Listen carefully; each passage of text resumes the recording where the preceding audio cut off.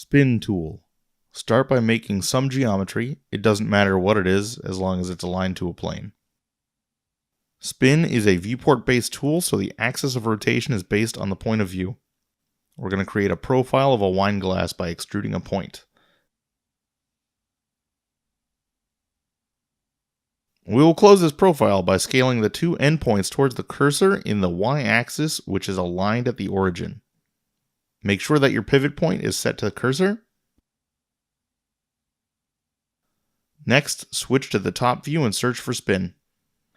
In the operator panel, change the angle to 360 to spin your geometry around the 3D cursor. You can change the amount of steps to alter the resolution of your spin.